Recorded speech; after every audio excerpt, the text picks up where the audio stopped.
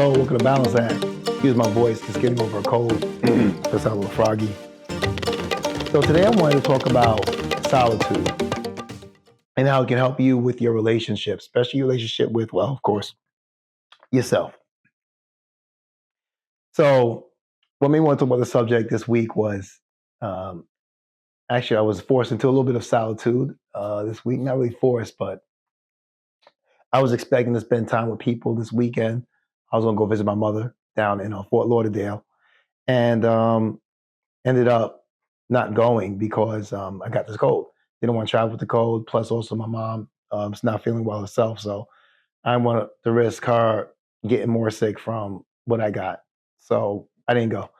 So my son was with me. He was going to come down with me, and then he left late last night once he realized we weren't going to his grandmother's house. So it was just me.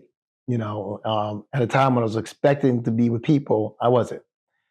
So it hurt a little bit. I was like, I'm alone, I'm sick. But then also reminded me of a time when I wanted to be alone. I needed to be alone. And it reminded me of the importance of solitude. When I think about that time period, it's about 2 years ago now. Just got out of a hard relationship, didn't work out, and I was alone. I was alone for a long time. And I wanted it that way. I needed to figure myself out. I felt myself attracting the same type of person over and over again. And I decided I needed to be alone. What did that do for me? So that time period alone, excuse me. Wet my whistle a little bit. Yeah. Ooh, I'm really froggy now. So that time period alone, it allowed me to get in touch with myself, my inner self. This was just after my spiritual awakening, just after I left this relationship, and I started to really come into my own power and know who I really am. Know what I wanted for myself out of my own life. But this time period of being alone, the solitude, I would say, because there's a difference between loneliness and solitude, allowed me to connect with my own self in ways that is hard to describe. The number one thing I got out of it was being in a safe place to process trauma. So, one thing that happens when we're very busy and responsible for others, whether it's a wife, children, parents, friends, clients, all of the above. At one point in my life, it was all of the above, say for maybe parents. We don't really give ourselves a lot of time for ourselves, following a natural human instinct to be compassionate, take care of others. Um, but when those others are very dependent on us, like small children, it can be very difficult to cut out time for yourself. So one thing I used to do when I didn't have a lot of time for myself, definitely made sure to meditate. I woke up earlier than everyone else, and I sat in a chair and I meditated for 30 minutes to an hour. Also went out for a run. This helped clear my mind, get me ready for my day. But when you're in long periods of solitude, which you may want to go into voluntarily, or you may find yourself going into involuntarily, just the way things work out. It was kind of the latter for me, but I knew for what it was, and I knew I wanted to take advantage of that situation. When you're in a state of solitude, it's very important to start to go within, because one thing is going to happen, and you might even notice this during meditations, is that when you're in a safe place now, because you're alone, no one's there to bother you, there's no distraction, you're gonna feel all the trauma come up, because now your body is in a safe place. So all that trauma that you weren't dealing with maybe when you was a child or as an adult, because in our society and our culture, we have a tendency to not deal with trauma. We have a tendency to take it on, stuff it down. It's inappropriate to deal with now. Be tough, move on, whatever it is, especially for us men. We push the trauma to the side. So when we get alone, then your body feels safe. Then your body say, okay, we're in a safe place now. Now it's time to process this. It's time to process this, because the body holds on to the trauma until you process it. So that's what the solitude is all about to me. Give yourself the opportunity to process your traumas.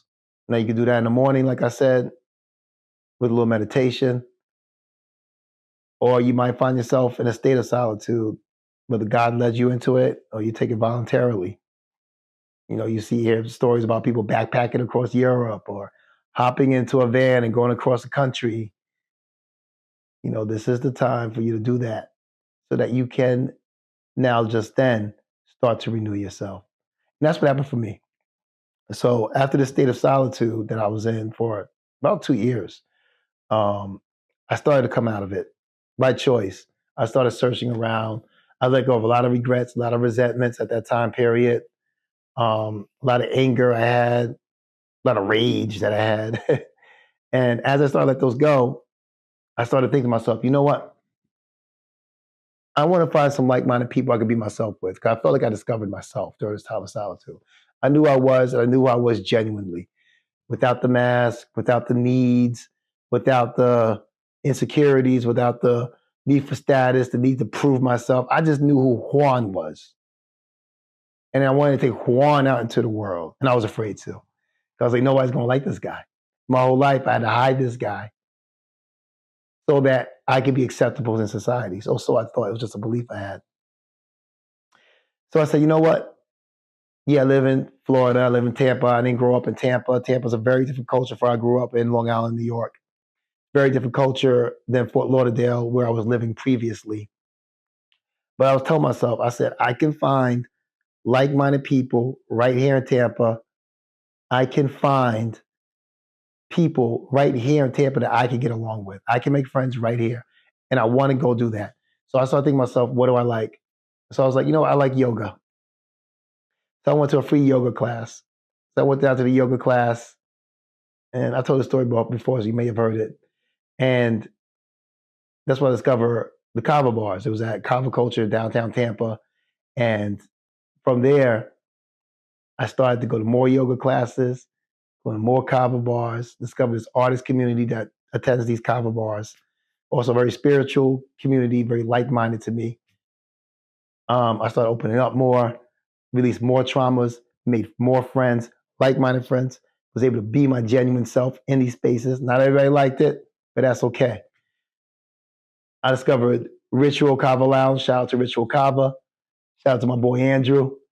And there, I started attending his salad discos. He has every full moon. If you live in the Tampa Bay area, check that shit out. That shit is fire. Plus, you'll see me there because I'm like at every single one.